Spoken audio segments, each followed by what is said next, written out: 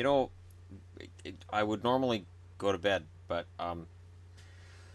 this game's on at 9 o'clock in the morning my time, which means if I go to bed, I'd have to get up. Yeah. So it's easier just to do the preview tonight for the games that are taking place starting in the morning. Relatively busy for a Sunday. 6 games. So let's just go ahead and jump into this, and then I can go and jump into bed soon after and sleep, perchance to dream. St. Louis, 34-24-4. That record's a little bit deceptive because they've lost 5 in a row. Nashville, 37-14-9 overall. St. Louis is 15-10-4 on the road. And Nashville's an intimidating 21-7-3 at home. And Nashville's pretty good at home. St. Louis, offensively, is 22nd in the league with 2.74 goals per game. Goals against, they're at 2.58 or 4th. So Jake Allen, Carter Hutton, they're saying maybe they need to upgrade their goaltending, but they've got the 4th rated defense, 22nd rated offense. It's kind of a weird way of looking at it, isn't it? We really can't score. We got to get better goaltending. The Nashville Predators have a 3.12 goals per game average, so that's 8th. They're 2.50 in goals against, that's 2nd. Look at those two defenses. That should mean a low-scoring game. But St. Louis is in a bit of a free fall. They've got to fix this. And then, St. Louis fans apparently are all ready to ditch Sobotka. Seems to be the one that a lot of people are yapping about. If you want to get rid of Sobotka, send him back to Boston. We'll take him back. Could always use him. I like Vladimir Sobotka. It doesn't matter if he's scoring or not. And St. Louis's problems are deep and plentiful, and I'm not sure exactly what's going to happen at the deadline, but this game tomorrow is going to tell St. Louis, are they still capable of hanging with the Nashville Predators, or has it fallen that far off? So if St. Louis can go in and hang a loss on Nashville at home, it may buy some time for this team to come together, because there may not be very much movement on Monday. If they look like they're completely falling out, though, there might be some moves made, and then it's a matter of, does the GM buy, does the GM sell, or does Doug Armstrong say, all right, I'm going to do a little bit of both? Some GMs kind of hedge on that. Not going to say how I feel about that, but it's not good. Boston's in Buffalo. Boston, 37-14-8. That 14 was the 13 until Toronto beat them tonight. Buffalo's 18-33-11. Boston on the road is 18-7-4. Buffalo at home is 8-18-4. Boston's 3.24 goals per game, 6th in the league. They're first defensively with a 2.44 goals against. Buffalo 2.37. They're 31st in the league offensively. Defensively 3.29 or 29th. The interesting thing with this is, so you look at these stats and you go, wow, so Boston's going to go in and kill Buffalo. Aha! That's the problem. Boston has its struggles against the Buffalo Sabres. And there's a rivalry there that's existed back to the Adams Division days of the 80s. And I don't know that this is so automatic.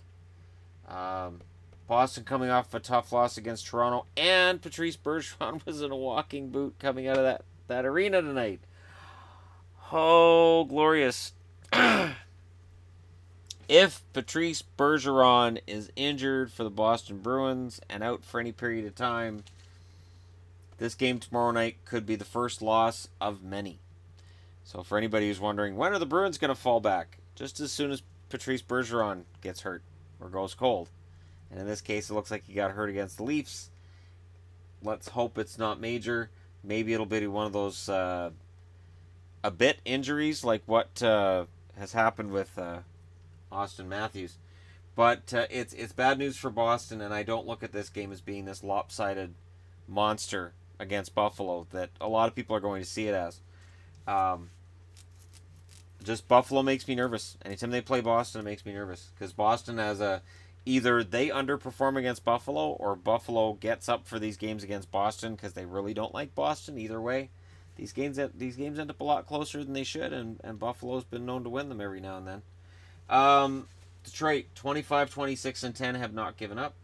The Rangers, 27-30-5, have. Detroit's 12-13-2 on the road. Rangers are 18, 12, and 3 at home. Detroit's offense is 27th with a 2.59 goals per game. Goals against are 2.95 or 19th, so both of those are bad. But the Rangers, 21st overall in goals for at 2.77. Goals against is 24th and falling fast at 3.13. So this game could go either way. Both of them allow a lot of goals, but neither of them score very many goals. And for Detroit fans, of course, you remember the Rangers winning that one in overtime. Of course, if you're a Detroit fan, me mentioning almost any overtime game in the first half of the year is going to make you cringe. So a lot of points Detroit squandered. 10 points in all. If Detroit had, say, won 3 of those, and they only had 7 overtime losses and they had 28 wins, we would be talking about how Detroit is close. They could potentially get into the playoffs, but instead, with those overtime losses, they're still close to a playoff picture, and yet they have to go into New York and beat an undermanned Rangers team, who likely won't have Rick Nash. He might be in Boston. Has anybody thought this through? Because if Riley Nash and Rick Nash are on the same team, don't you have to put their entire names on the back of jerseys? Just think about the guys who have to put those, like, you laugh at the guys who have to put Ghost Beer's name on the back of his jersey, and now nobody's thought this through. But anyways, the Rangers trade hasn't happened with Boston yet, but it's apparently close. And when it does, it leaves the Rangers even more underhanded. Shorthanded. Not underhanded.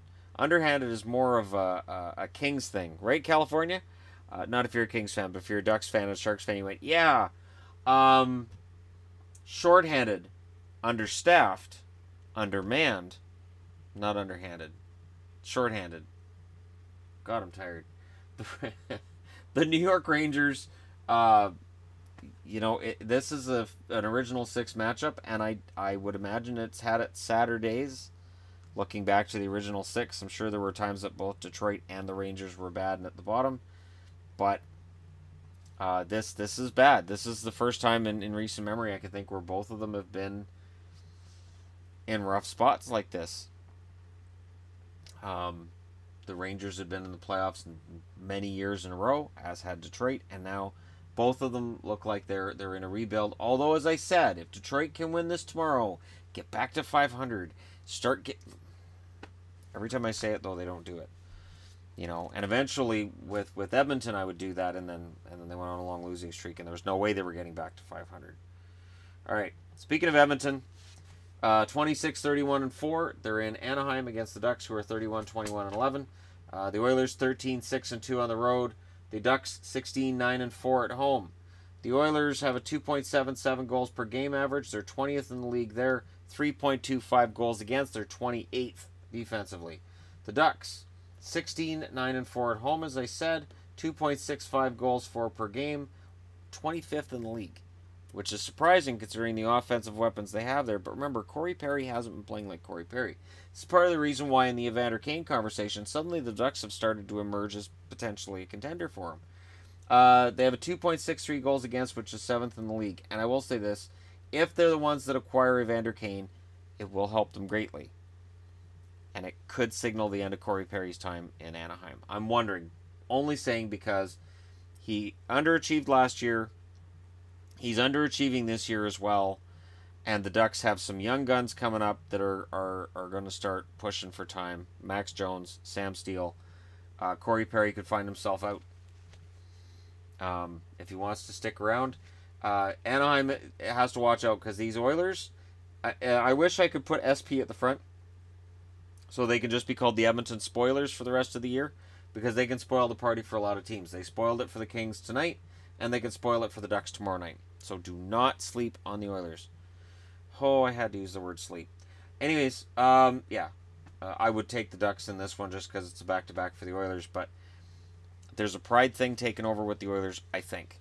They bottomed out. They hit bottom last week. And their last 2 games, they've seemed to have a little more spirit, a little more oomph. They tried to blow it against LA tonight, but they couldn't quite do it. And maybe they won't be able to blow it against Anaheim as well. Maybe they can do that. We'll find out pretty quick here. San Jose 33-21-8 overall. Minnesota 34-20-7 overall. San Jose 16-12-5 on the road. Minnesota's an intimidating 25-6 at home. And I said before Minnesota went out on this road trip, if they can somehow get their road record to 500, they can get in the conversation for number 1 in the division or number 2. Yeah, they're 1 game below 500 on the road now, and now they got a game at home. And you never know. San Jose's 2.84 goals per game is 17th in the NHL. Their goals against 2.74 or 10th. Minnesota, their goals per game 2.98 or 12th. Their goals against is 14th in the league at 2.79. I'm kind of surprised by the goals against being so middle of the pack. Goals for doesn't really surprise me at 12th. That's right about where I would imagine they'd be. But I'm surprised by them being 14th in goals against. And if they can move up the charts a little bit in that, absolutely they can start threatening teams like Winnipeg and Nashville. And they can make up a lot of ground on Dallas. Dallas lost tonight. Minnesota wins that one. Dallas might want to consider how they're going to keep themselves in the playoffs at all. Could happen. Because Anaheim is heating up, and there's only so many playoff spots. And once you're down in a wild card spot, you're no longer just fighting with your division, you're fighting with the other division too. And while people can say, well, the Pacific and the Atlantic aren't that strong, okay, but Florida and the Atlantic could steal a Metro wildcard spot, and absolutely the Ducks could steal a wildcard spot. So Dallas can't afford to fall back further. And Minnesota, meanwhile, could be laughing all the way to the bank. The thing for Minnesota right now, though, is that if it's Minnesota and Winnipeg in the first round, I don't know. I don't know who I'd pick in that series right now. I really don't. I'm really glad I don't have to worry about playoff series yet, because there's going to be some really, really tough calls. But Minnesota with home ice would be deadly, because they're 25-6. Home ice could really tell the story in the Central, because you got Nashville 21-7-3, Minnesota 25-6. Winnipeg has a really intimidating record at home. Dallas is really good at home. So that whoever gets home ice really probably wins at least that first round, and then in the second round everything kind of goes out the window. Anyways, Vancouver, final game of the day. This is everybody's going to be tuning out of this one. 23-30-31-7 is the Canucks record. 18-33-10 is the record for Arizona. They now have 46 points. They are 2 points back of what Colorado's point total was at the end of last season. Congratulations, Arizona. You are not as bad as Colorado was last year. And in all seriousness, good shutout win they had tonight, and I can see them winning a game over Vancouver tomorrow. Vancouver's 12-16-3 on the road. They've been pretty poor on the road since the start of December. Arizona's 10-17-4 at home, which is getting better, actually. And Vancouver's attack, 24th in the league at 2.69. They're 26th defensively with a 3.23 goals against. Those numbers tell you this isn't just a cold streak. This is genuinely, they're not very good. The Arizona Coyotes have a 2.39 goals per game for 30th on average. Their defense, 3.23, the same number as Vancouver's, but statistically, they're beyond this point, they're actually below Vancouver. So they're very, very minuscule percentage points lower. They're 27th, Vancouver's 26th. I will go ahead and say that the anemic offense is going to win the day in this one. I would favor the Canucks because Besser's overdue for a big game, but I don't know if they're distracted, and I don't know if it's just a matter of their record is really bad. They're pretty far out of the playoffs, so maybe some players have tuned out. But Vancouver is just it's a disaster, and Arizona's playing for pride, and Arizona's been playing really well. So I could absolutely see Arizona winning this game, but it's going to be close. Let me know what you guys think in the comments section below. Hit like and subscribe if you're browsing your way through. And after this is done uploading, I'm done for today. Thank you for being out there. Makes it worth being in here. Hit the like and subscribe buttons, and I'll talk to you again soon.